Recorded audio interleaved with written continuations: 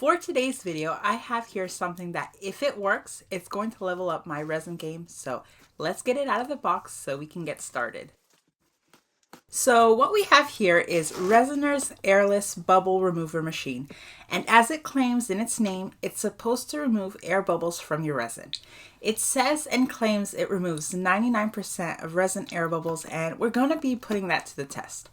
I'm actually really excited for this machine because, as we all know and hate, air bubbles are resin's bane of existence. Now, at a first glance, this does look to me like it's going to be either a vacuum chamber or a pressure pot, but we won't know for sure until we get into the box. Okay, so in the box we get some much needed measuring cups. Then we have the manual, which I'll read and go through a little later, but let me just quickly check to see if this machine is a vacuum chamber or a pressure pot. So here it is. This machine is a vacuum chamber. Then we have this top part, which I'm assuming is what does all the air bubble removing magic. I love the color, by the way. It matches my craft room perfectly.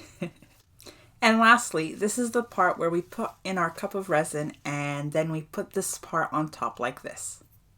Okay, so now that we've unboxed this machine, it's time to try it out. By the way, there was also the power cord in the box, which you guys will see a little later in the video. I was just too excited to get started that I forgot to show it. So the first thing I want to try is just clear resin. I'm going to mix up 2 ounces of resin, and I'm not going to mix it up as carefully as I normally do. I'm also not going to let the resin sit in a warm bath, which I normally do too. I'm just going to mix it, put it in the machine, and see what kind of results we get. As you guys can see, there's a ton of micro air bubbles in my resin, so let's see what kind of magic this machine can do. Now, before I could turn on the machine, there were a couple of instructions to follow from the pamphlet. I did do them in a different order, but in the end, it's all the same. I hope. So I plugged the machine into my outlet, placed down a silicone trivet, which is just a thick silicone mat, put my machine on top of it, put my resin cup into the machine, and lastly made sure the little silicone stopper was fully in. This little silicone stopper is what keeps the vacuum seal. Once all the steps were done, it was finally ready to be turned on. Oh man, it's loud, you guys. Here's a snippet of what it sounds like, but don't worry, I will be cutting out the sound of this video so you guys don't have to hear it. One cool thing about this machine is that it has 2 settings, a 5-minute setting and a 9-minute setting. Just to make sure we get all the air bubbles out, I'm going to be doing the 9-minute setting. How satisfying is this time lapse? You guys can actually see the air bubbles rising to the top.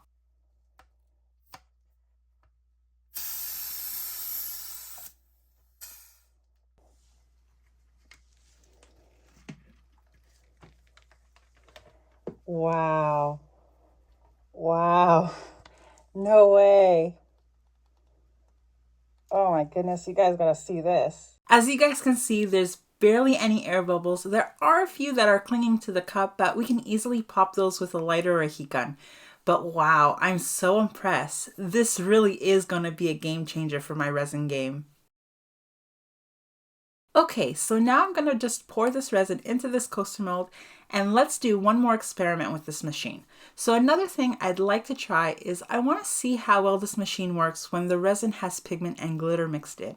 So again, I'm going to mix up another 2 ounces of resin, mix in blue pigment, which by the way is transparent. That way we can see what's happening with the air bubbles, and I'm also going to be adding this gorgeous glitter. I'm really curious to know if the weight of the glitter will stop the rise of the air bubbles.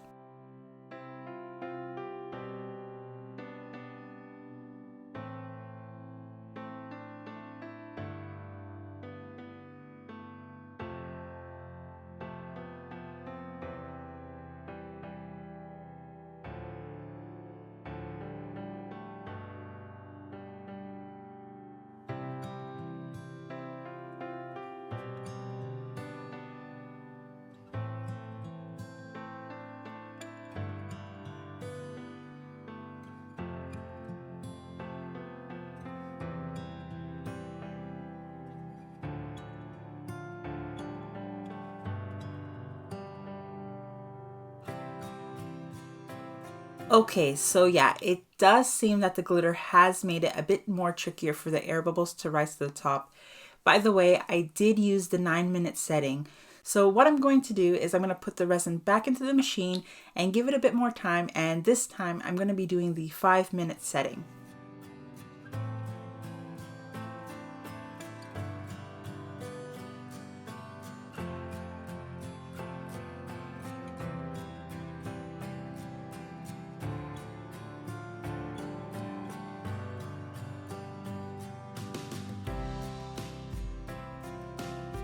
Yeah, there we go. This looks so much better.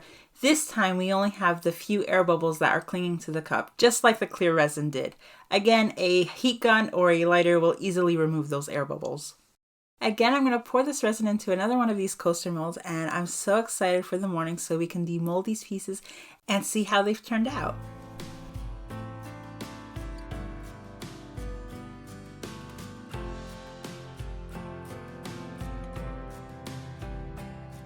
Okay guys, it's demolding time.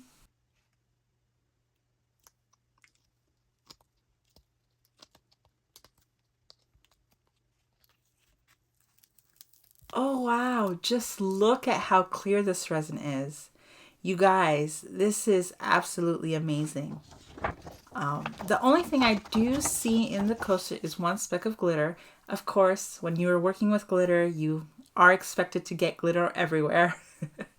And I can also see a few blemishes of the mold itself, but other than that, I can't see any air bubbles at all. So, wow, this is really great. Okay, so now the blue coaster.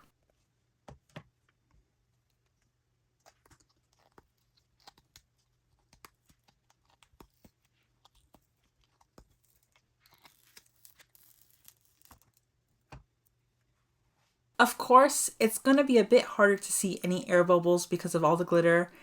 I shouldn't have put in as much, but yeah, I can't see any air bubbles in this coaster either. Overall, I'm really impressed with this machine, and I'm really happy that it actually works. I'm definitely going to start using this regularly. Now for the pros and cons. Please keep in mind that this is based on first impressions, and also I've only used this machine twice. So let's start with the pros. Pro number one, it actually works, period. As we saw in this video, the machine does make all those air bubbles rise to the top, and then once I removed the little pressure gauge, the bubbles disappeared. So it works. Pro number two, it's a small machine. There are other vacuum chambers and there's also pressure pots out there, and the ones I've seen, they're quite big and they also take quite a bit of space.